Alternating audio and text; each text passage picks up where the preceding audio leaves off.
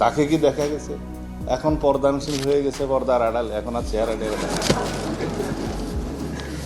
এই ফ্যাসিস্ট শেখ হাসিনার কোনো অনুশোচনা নাই, দুঃখ প্রকাশ করে নাই।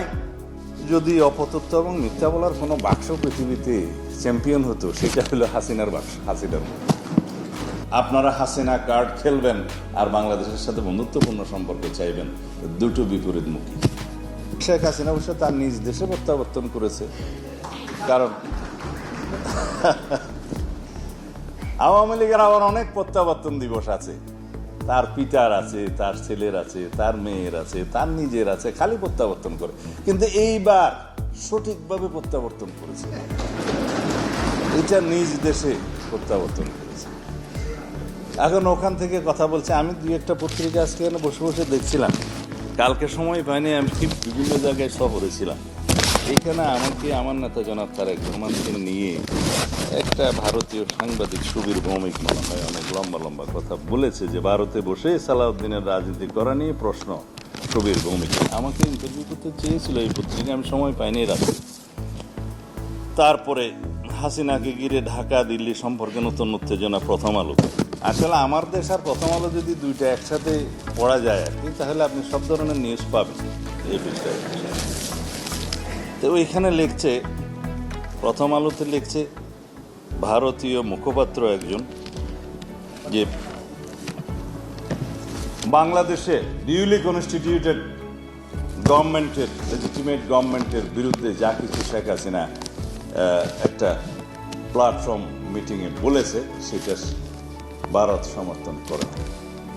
কিন্তু ভারত কি তাকে বারবার মিটিং করতে দিয়ে একটা সমর্থন করে? তারপরে বলবে উনি যা বলেছে তার সাথে আমরা নাই। এইভাবে কূটনৈতিক সম্পর্ক থাকে না। আমাদের পার্শ্ববর্তী দেশ, আমরা বাইলেটারাল রিলেশন রাখব। আমাদের এই বাইলেটারাল রিলেশনশিপের মধ্যে ইন্টারডিপেন্ডেন্সি আছে, এবং এই ইন্টারডিপেন্ডেন্সিকে আমরা শক্তি হিসেবে মনে করি। আমরা আপনাদের সাথে বন্ধুত্বপূর্ণ সম্পর্ক বজায় রাখতে চাই, তবে আমরা কখনো আওয়ামী লীগ হতে পারবো না। আমরা বাংলাদেশের স্বার্থকে সমুন্নত রেখে on the basis of mutual dignity and respect and on the basis of the sovereign equality আমরা আপনাদের সাথে সম্পর্ক রাখব। তার মানে এই না আপনারা হাসিনা কার্ড খেলবেন আর বাংলাদেশের সাথে বন্ধুত্বপূর্ণ সম্পর্ক চাইবেন, দুটো বিপরীতমুখী। আশা করি ভারতীয় কর্তৃপক্ষ, ভারত সরকার বিষয়টি বুঝবেন। এখানে বলা হচ্ছে জনাব তারেক রহমান এবং সালাউদ্দিন সাহেব ভারতে বসে, তারেক রহমান লন্ডনে বসে যদি রাজনীতি করতে পারে, হাসিনার দোষ কি? হ্যাঁ, হাসিনার দোষ আছে। আমরা কেউ ফেসিবাদী ছিলাম না। আমরা গণতন্ত্রের জন্য সংগ্রাম করতে করতে আমাদেরকে জোরপূর্বক নির্বাসন করা হয়েছে। এটা হচ্ছে হাসিনার সাথে আমাদের ব্যবধান। আর হাসিনার সাথে আমাদের আরো ব্যবধান আছে।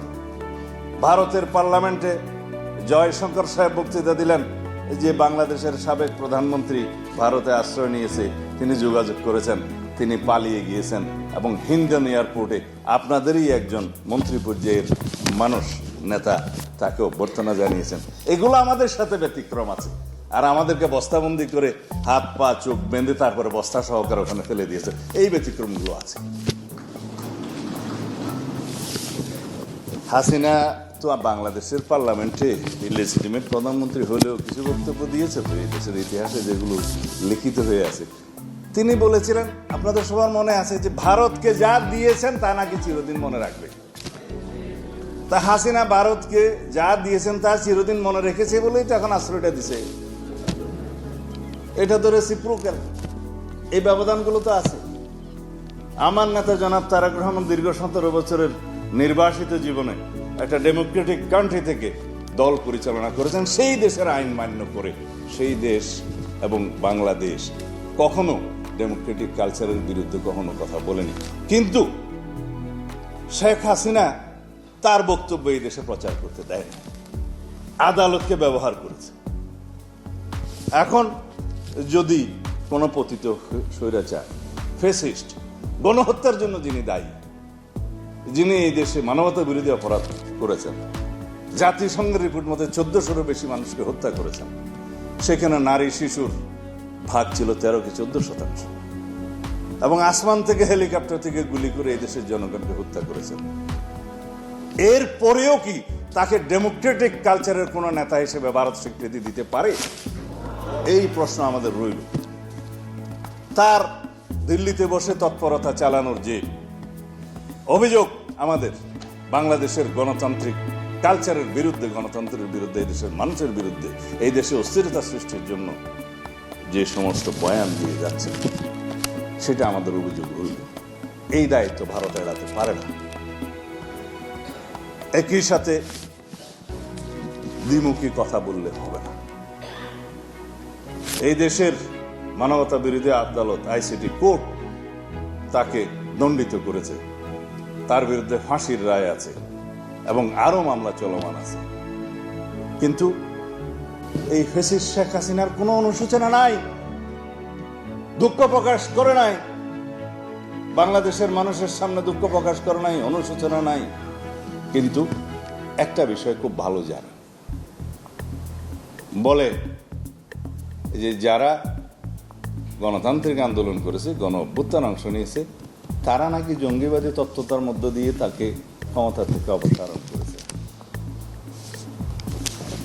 যদি অপতথ্য এবং মিথ্যা বলার কোনো বাক্স পৃথিবীতে চ্যাম্পিয়ন হতো, সেটা হলো হাসিনার বাক্স, হাসিনার মুখ। তার ছেলে ওনাকে সেই অনুষ্ঠানে যোগদান করেছে। আমাকে কালকে কেউ একজন জিজ্ঞেস করেছিল, সাংবাদিক, বলছে হাসিনা না। বললাম কিসের হাসিনা, কোত্থেকে বলেছে, কি বলেছে, তাকে কি দেখা গেছে? এখন পর্দানশীল হয়ে গেছে, পর্দার আড়াল, এখন আর চেহারা টেরা দেখা। তো এইগুলো ভারত অ্যালাউ করছে। আর একই সাথে ভারত বাংলাদেশের সাথে একটা বন্ধুত্বপূর্ণ সম্পর্ক চাচ্ছে। দুইটাতে একসাথে যায় না। আর পররাষ্ট্র মন্ত্রণালয়ের প্রতিনিধি যদি বলে এই যে legitimate government, duly constituted Bangladesh গভর্নমেন্টের বিরুদ্ধে শেখ হাসিনার বক্তব্যকে ভারত সমর্থন করে না, এইটুকু আমরা গ্রহণ করলাম। কিন্তু আমরা ওইটাও সমর্থন করি না যে আপনার ওখানে বসে একজন ফ্যাসিস্ট, গণহত্যাকারী, দণ্ডিত অপরাধী, যিনি গণতন্ত্রের বিরুদ্ধে, মানবতার বিরুদ্ধে অপরাধ করেছেন, তাকে আপনারা বারবার এই সুযোগ দিবেন যে বিশ্ব মিডিয়ার সাথে কথা বলতে। পরিষ্কারভাবে বলতে চাই, আমরা প্রতিবাদ করেছি পররাষ্ট্র মন্ত্রণালয়ের পক্ষ থেকে, আমরা নিজেরা